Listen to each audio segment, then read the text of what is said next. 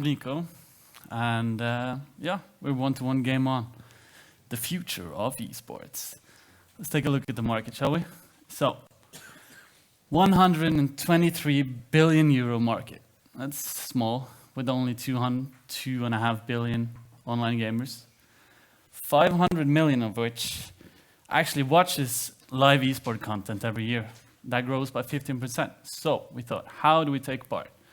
How do we take part of everything within the esports sector? So we gathered a bunch of brainiacs with education and gaming experience, and we created this, a full-service esport platform. Challenge the guy next to you, the guy you hate at work, or maybe gather a team and challenge those guys, or create a tournament. Do you want to climb the ladders, maybe the leaderboards? So how do we make money out of this? Take 10% cut out of all the direct wagers. We take a 10% cut out of the entry fee to the tournament. And the most fun part of it all, we take your money.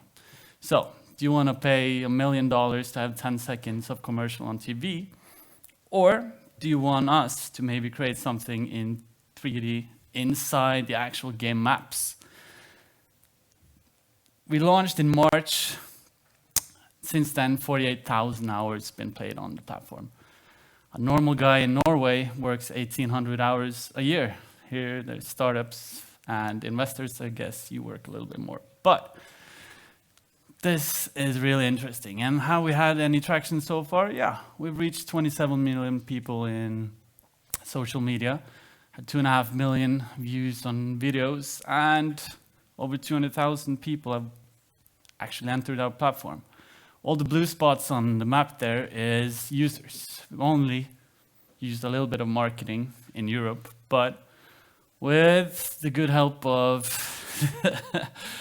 the sharing platforms everywhere, we have users all over the world, except a couple in Africa. I don't know why.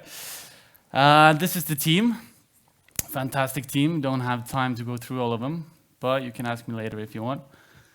To the boring stuff, we register here in Norway, operate here in Norway, and for those of you who's from here, you understand that it's really strict. So GDPR compliant, PSD2 compliant, and operated, regulated by and under Norwegian law and the gaming authority. So to summarize a little bit, we have 1/3 of the world's population as our target group. We have already a proven technology, players all over the world. Our worst month so far gave us a 200% yearly growth. And we're a multi-game platform. So instead of investing in a game development company, why don't invest in a platform that could take part in all games as they come available or popular? So if you see this guy anywhere, grab a hold of him and let's have a chat. I'm in meeting room 4, I think, so let's do it. Thank you. Thank you for a good and clear presentation. I was just wondering, so this is a B2C platform. You're selling to different gamers out in the world. So what is your growth strategy to attract new players, and how do you make sure to retain them, to get them back onto your platform? It's actually a B2C and B2B platform because we're inviting all the businesses in as well, as long as they're relevant for our users and as long as it's not an intrusive marketing strategy for those from their side. But so you sell to both, or do you primarily?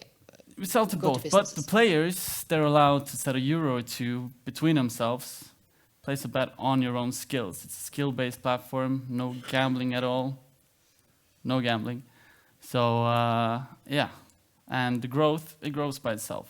And we can also use social media, of course, and a couple of growth strategies, but it's one of those cases where people would like to try and would like to set €1 and see how it goes. And how is your retention rate today? How many people are coming back onto the platform? It's interesting to see that some of our first users actually now are paying us to host tournaments on the platform for themselves as a streamer, perhaps. So in the beginning, you have some bugs and everything starting to grow, but now you see that the retention rate is slashing. So now it's going really good. The retention rate is low for our new users. Thank you. Thank you so much. Thank you.